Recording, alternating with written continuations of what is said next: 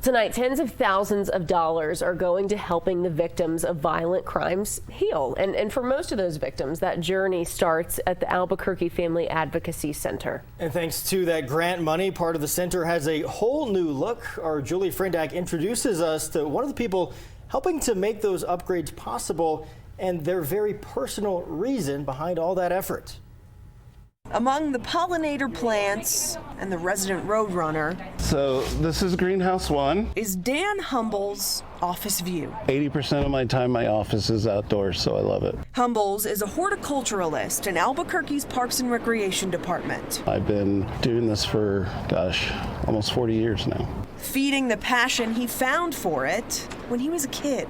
I climbed a tree when I was 12, and I asked my mom what kind of tree it was, and she didn't know.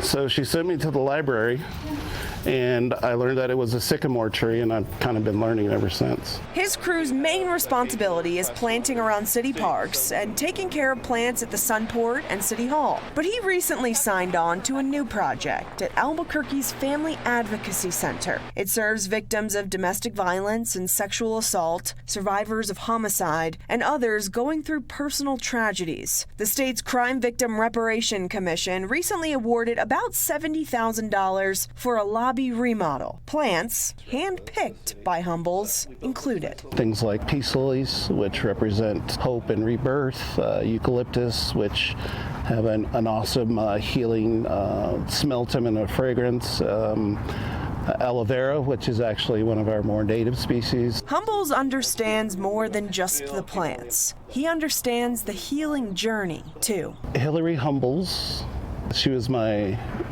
younger sister.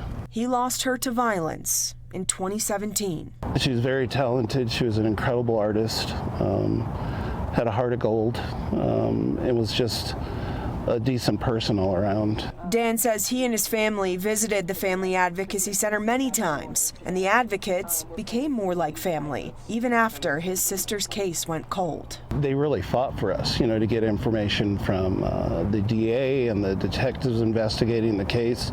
It made it more of a personal connection for us. But he'll never forget his first visit there. It's funny because there weren't any plants there, and that was one of the first things that I said. I'm like, you guys need some plants down here to help liven it up and bring positive energy to you. This week, he changed that for good. Over there. His team filled planters with the hand-picked delivery. Ooh, that's pretty. Complimenting the new furniture, fresh paint job, and other upgrades. Perfect. It's like we planned it. Victim Liaison Manager Terry Huertas knows victims will find comfort in that perfection. It's just such a wonderful, trauma-informed, victim-centered opportunity for us to now have this where, people come in and have been traumatized and need to start their healing as soon as possible. Hundreds will pass through here for a dose of healing energy. I think it's just such a beautiful and special way that Dan is honoring his sister. Something he is honored to be a part of. I know when people first go there, they're a pretty bad spot, and I'm hoping that these plants can help start to generate some positive vibes in their life. Julie Frindak, KOB4.